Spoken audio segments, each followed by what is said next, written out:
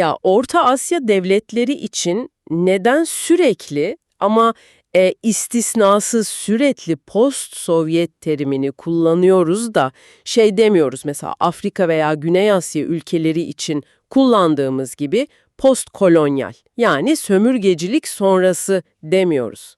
Hı hı, çok haklı bir soru bu. Yani bu sadece basit bir terminoloji tercihi mi sence? Yoksa kullandığımız kelimelerle bütün bir coğrafyanın 150 yıllık tarihsel gerçekliğinin üstünü mü örtüyoruz? Eğer bu soru zihninde hani bir anlığına da olsa bir kıvılcım çaktırdıysa, bugünkü derinlemesine analizimizde çok doğru bir yerdesin. Kesinlikle öyle. Çünkü bugün masamızda kelimelerin dünyayı algılayışımızı nasıl yapılandırdığına dair gerçekten çok sarsıcı bir araştırma var. Yoğun hayat temposunda koştururken bazen böyle karmaşık ama zihin açıcı konulara dalmak gerekiyor. Evet, bugün önümüzde duran belge, bağımsız tarih araştırmacısı Sapar İklim'in, yani yasal adıyla Sapar Yuklomov'un kaleme aldığı Döküman 2 adlı kapsamlı bir araştırma metni. Çok da hacimli bir metin aslında bu. Aynen öyle. 19. yüzyıldan günümüze Orta Asya tarihini tamamen farklı bir mercekten, çok radikal bir yerden okuyor. Metin, hani o alışılagelmiş tarihsel anlatıları ters yüz ederek bildiğimizi sandığımız bir coğrafyanın anatomisini sömürgecilik kavramı üzerinden yeniden çıkarıyor. Ya metnin içeriğine girmeden önce şu an masada duran bu fiziksel kopyanın üzerindeki detaylar bile aslında neyle karşı karşıya olduğumuzun çok net bir özeti gibi, değil mi? Mühürlerden bahsediyorsun sanırım. Evet, belgenin sağ üst köşesinde böyle oldukça resmi duran mühürler var. İşte Exile Lab International System yazıyor. Hemen altında Institutional Memory Unit yani kurumsal hafıza birimi damgası var. Onu çevreleyen bir de Archival System damgası var. Evet, bu detaylar aslında çok şey anlatıyor, metnin ruhuyla ilgili. Yani bir tarih araştırmasının üzerinde kurumsal hafıza birimi damgası olması bana şey düşündürüyor. Yazar sadece geçmişi dümdüz anlatmıyor. Kasıtlı olarak silinmiş, yok edilmiş veya ne bileyim format atılmış bir hafızayı yeniden sistemleştirmeye çalışıyor gibi. Bu çok yerinde bir çıkarım gerçekten. Yazar Saparıklım, dağınık, unutturulmuş veya işte o resmi ideolojiler tarafından üstü örtülmüş verileri bir araya getiriyor. Bir bölgenin kayıp arşivi üzerinden aslında devasa bir sistem analizi yapıyor. Hmm. Ve tam da bu noktada hani yazarın kurduğu bu analitik sistemin merkezindeki o tartışmalı çekirdeğe de baştan açıkça ortaya koymamız gerekiyor bence. Doğru, fillerin odadaki varlığını konuşalım. Aynen. Kaynak metnimiz, Çarlık Rusyası'nın ve ardından gelen Sovyetler Birliği'nin Orta Asya'daki tüm askeri, idari ve ekonomik eylemlerini en net tabirle sömürgecilik olarak tanımlıyor.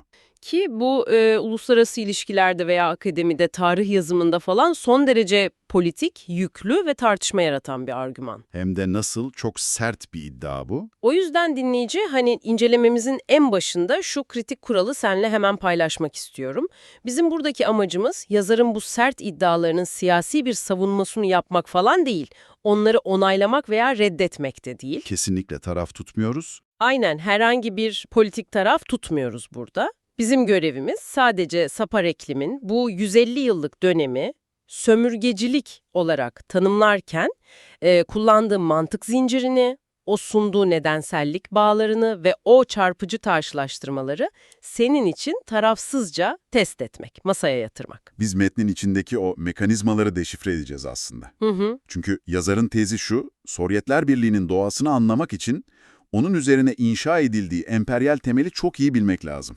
Yani hikayenin en başındaki o 1830'lar ile 1880'ler arasını kusursuz bir şekilde anlamamız gerektiği yönünde çok net bir vurgusu var. O zaman tamam, hadi bunu biraz açalım. O döneme, yani Rus İmparatorluğu'nun o Orta Asya sahnesine çok agresif bir şekilde çıktığı yıllara gidelim. Gidelim evet. Ya şimdi geleneksel tarih kitaplarında bu dönemi okuduğumuzda genellikle şey yazar, işte sınırların güvence altına alınması, bölgesel genişleme falan. Çok steril kelimeler, evet. Aynen, veya işte hanlıkların ilhakı gibi oldukça bürokratik ve temiz kelimeler görürüz.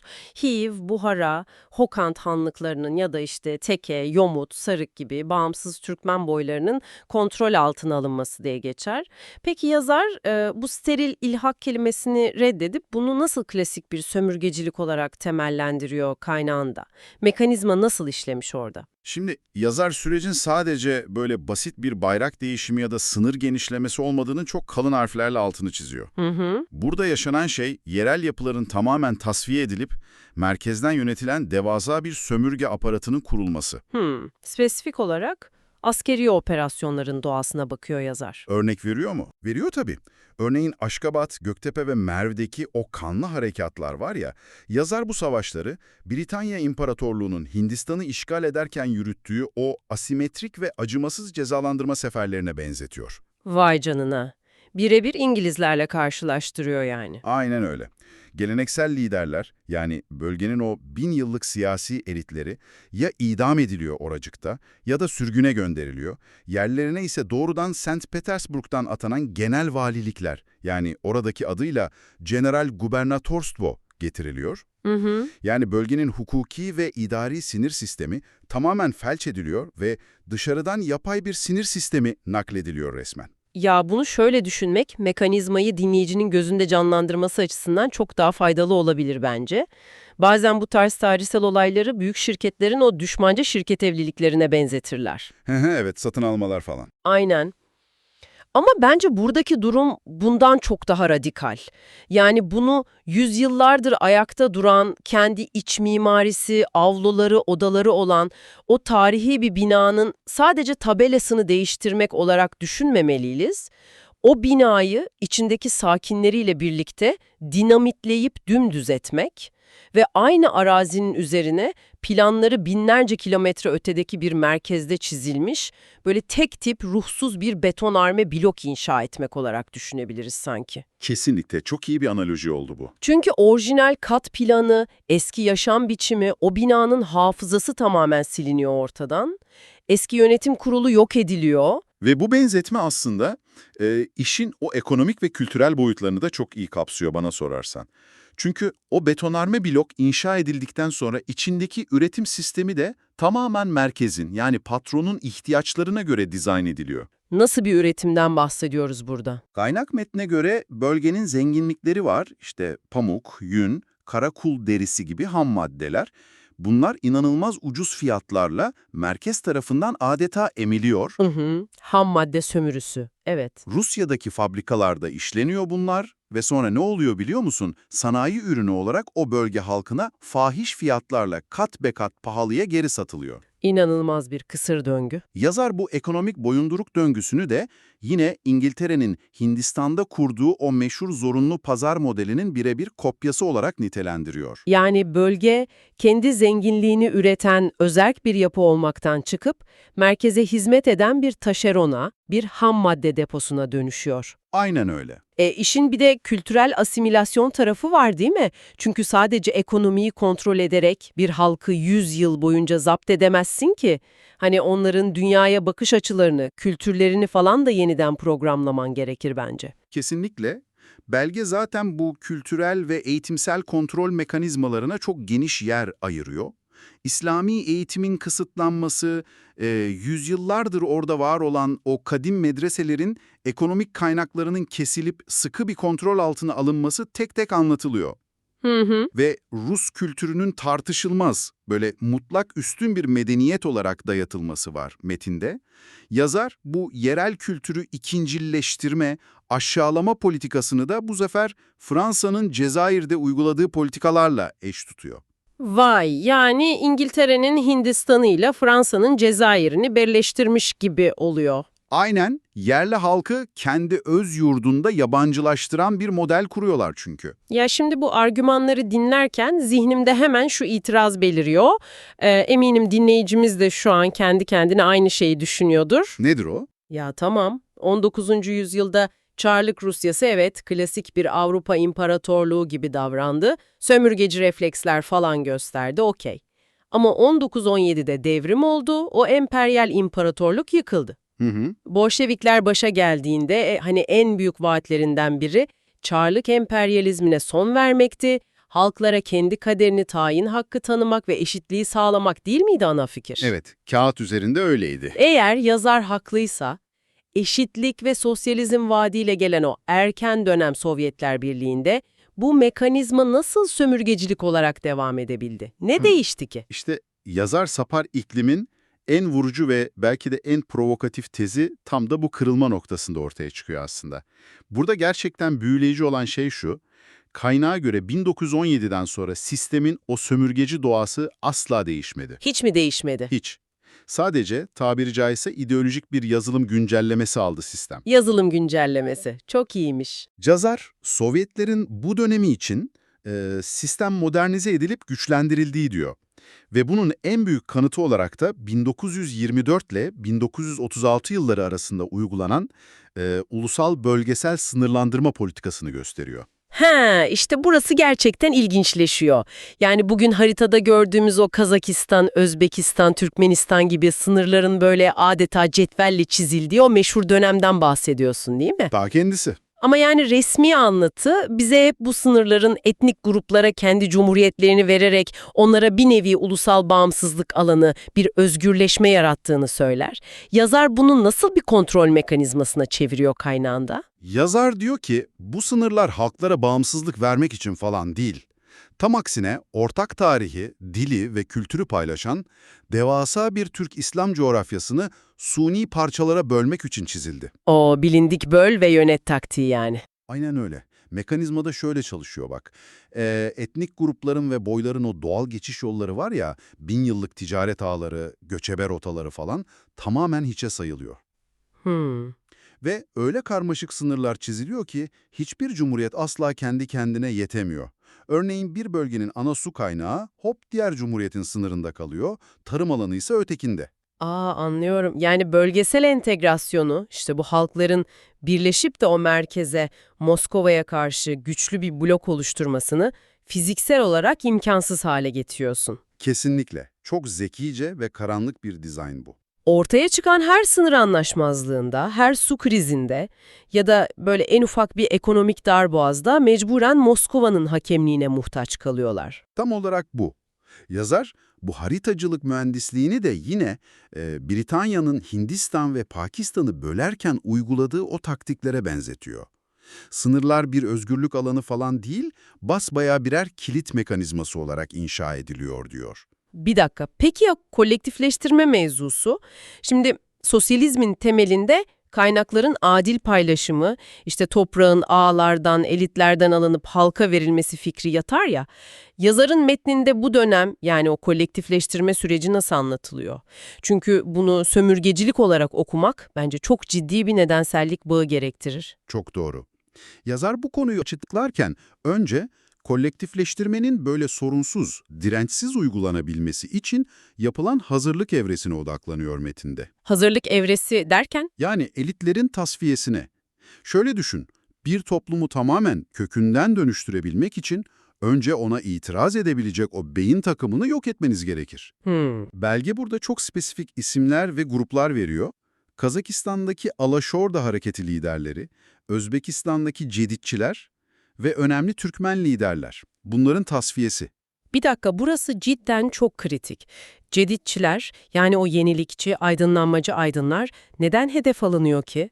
Onlar da modernleşmeye, eğitim reformu falan istemiyor muydu bölgede? Kesinlikle istiyorlardı ama sorun şu ki onlar bu modelleşmeyi kendi yerel kültürleri ve İslami kimlikleri üzerinden bağımsız bir şekilde yapmak istiyorlardı. Kendi dinamikleriyle yani. Aynen.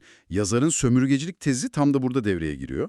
Bir sömürge gücü yerel halkın kendi dinamikleriyle modernleşmesini asla ve asla istemez. Kontrolü kaybeder çünkü. Katlediliyor ya da çalışma kamplarına yollanıyor.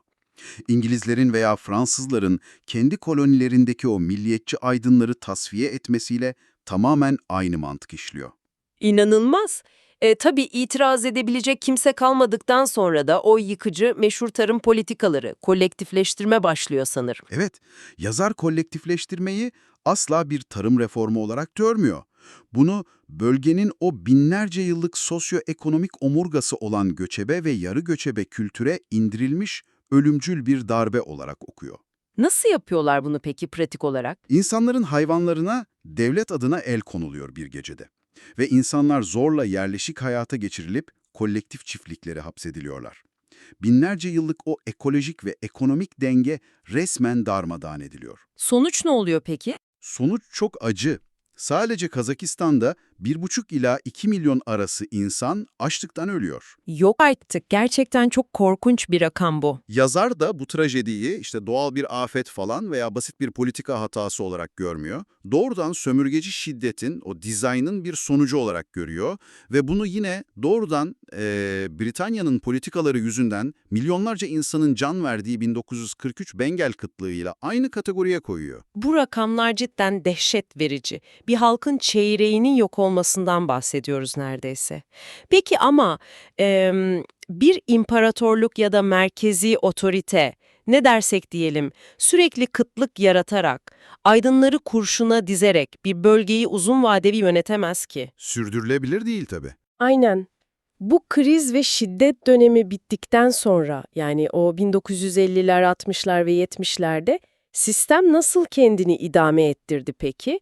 Yazar metninde bu daha stabil döneme, sanırım olgun sömürgecilik aşaması diyor. Bu aşamaya dair nasıl bir mekanizma tarif ediliyor? Kaynak metnimiz bu olgun sömürgecilik dönemini metinde doğrudan İngilizce olarak geçen iki çok net alıntıyla özetliyor aslında. Hı hı. Bu alıntılar sistemin artık o eski kanlı şiddetle değil, yapısal bir bağımlılıkla nasıl işlediğini kanıtlıyor. İlk alıntı doğrudan toprak ve ekonomiyle ilgili. Yazar İngilizce orijinalinde diyor ki, "The Soviet state imposed a cotton monoculture that decimated indigenous agricultural diversity." Yani diyor ki Sovyet devleti yerel tarımsal çeşitliliği tamamen yok eden bir pamuk monokültürü dayattı. Şunu biraz deşelim ya, tarımsal çeşitliliğin yok edilmesi neden tek başına bir sömürgecilik kanıtı olsun ki? Çünkü Orta Asya aslında kendi kendini besleyebilen, böyle tahılından meyvesine kadar devasa bir tarımsal çeşitliliğe, zenginliğe sahip bir coğrafyaydı. Evet. Ancak Moskova'nın, merkezin o tekstil sanayisi için bitmek tükenmek bilmeyen devasa bir pamuk ihtiyacı vardı. Yerel halkın kendi gıdasını üretmesi fiilen yasaklandı. Yüz binlerce hektar o verimli araziler var ya, sadece merkeze ham madde sağlamak için sonsuz pamuk tarlalarına çevrildi. İnanılmaz bir zorbalık. Bu monokültürün, yani tek tip ürün dayatmasını yarattığı o yapısal bağımlılığı yazar iki ana başlıkta inceliyor. Birincisi, bölge gıda konusunda tamamen Rusya'ya muhtaç hale getirildi.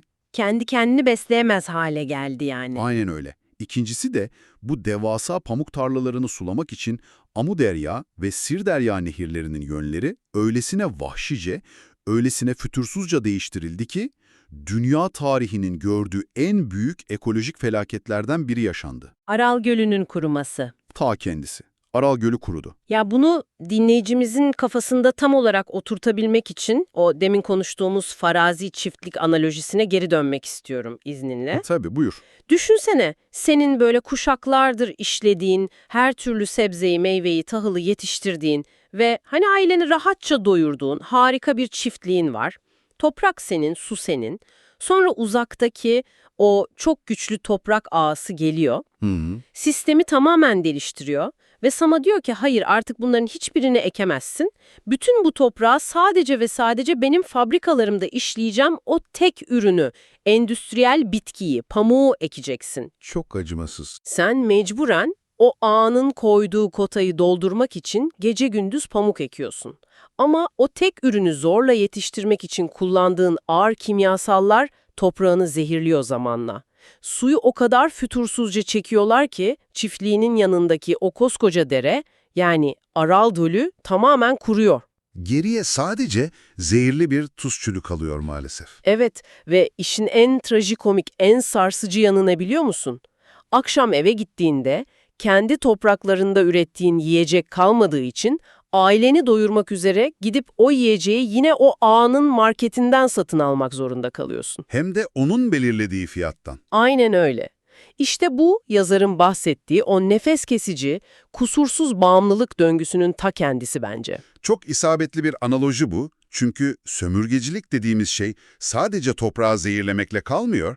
Senin de o anlattığın gibi insanı kendi emeğine, kendi yurduna da tamamen yabancılaştırıyor. Kesinlikle. Ve metindeki o ikinci kritik alıntı da tam olarak bu yabancılaşmanın kültürel boyutuyla ilgili aslında. Yani dil politikasıyla. Ne diyor o alıntıda? Belge orijinalinde şöyle diyor: Russian was established as the official language for government, education and commerce.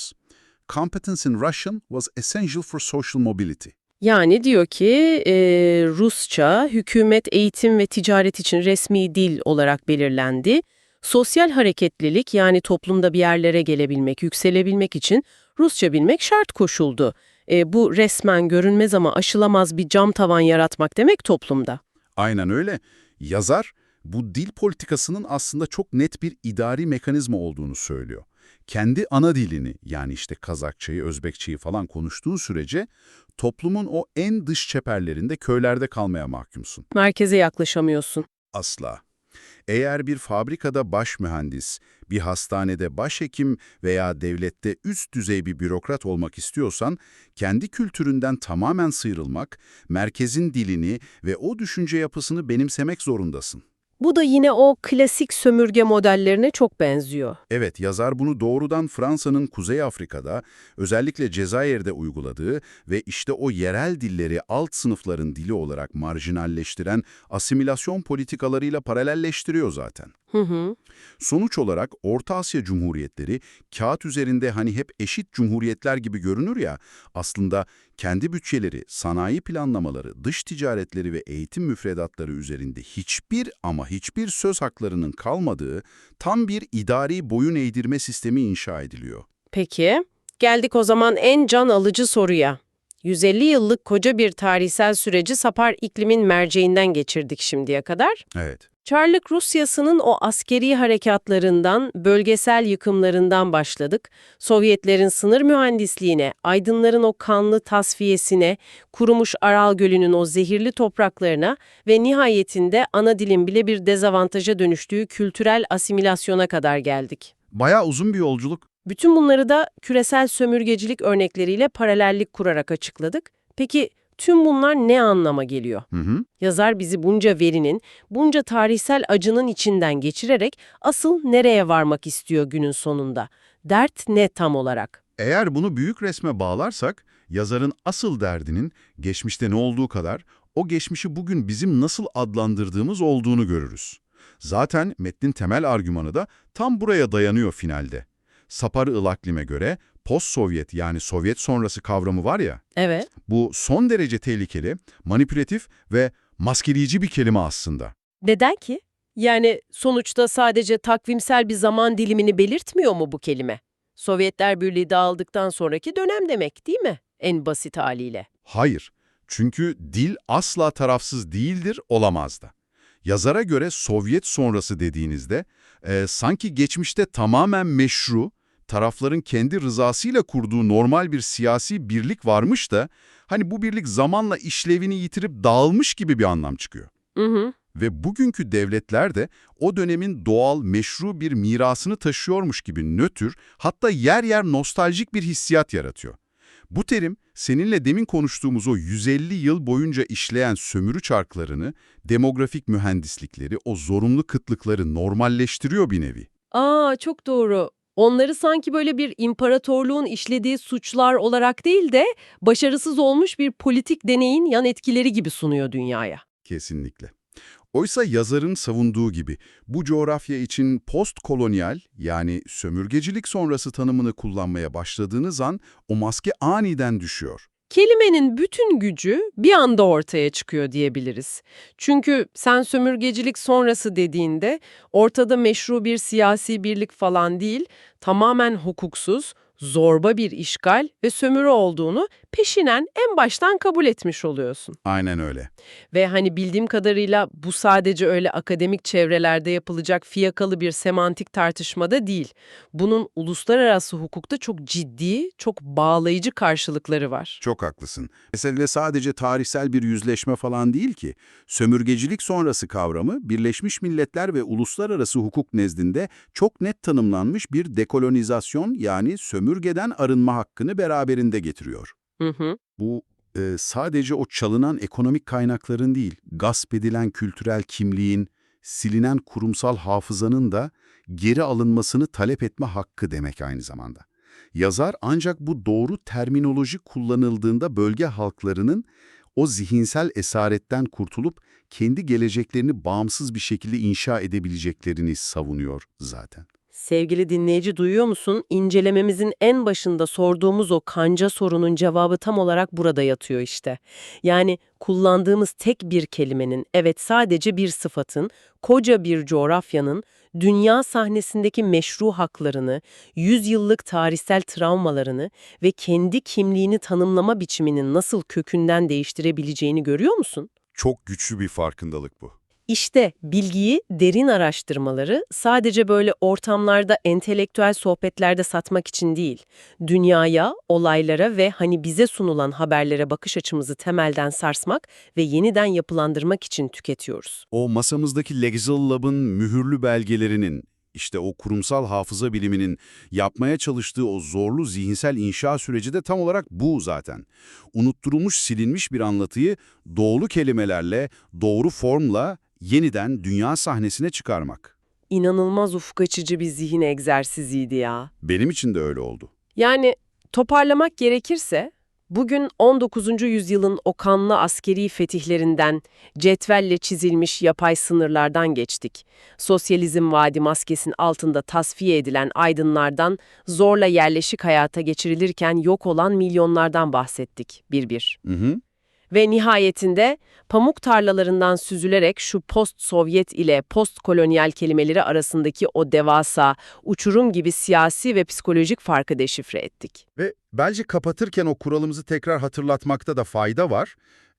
Bu derinlemesine analizimiz, yazar Sapar İklim'in tarihsel yeniden inşasını ve kurduğu mekanizmaları senin için görünür kılmak amacıyla yapıldı tamamen. Tabii canım. Amacımız tarihi bir mahkeme salonuna çevirip kararlar vermek değil, dünyada var olan bu sarsıcı alternatif perspektifleri senin masana getirmek ve o mantık zincirini beraber test etmektir. Aynen öyle. Biz sadece o görünmeyen mekanizmalara bir ışık tuttuk. O ışığın altında ne göreceğine, neyi seçeceğine sen karar veriyorsun sonuçta.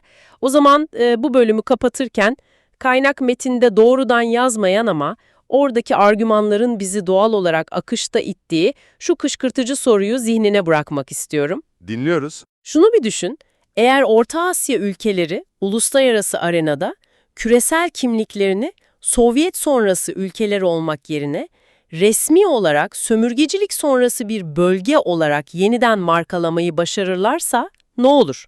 Bu durum onların küresel güneydeki, yani Afrika'daki, Latin Amerika'daki veya Güney Asya'daki diğer eski sömürge ülkeleriyle olan diplomatik, ekonomik ve hatta o duygusal ittifaklarını nasıl kökten değiştirir? Müthiş bir perspektif bu.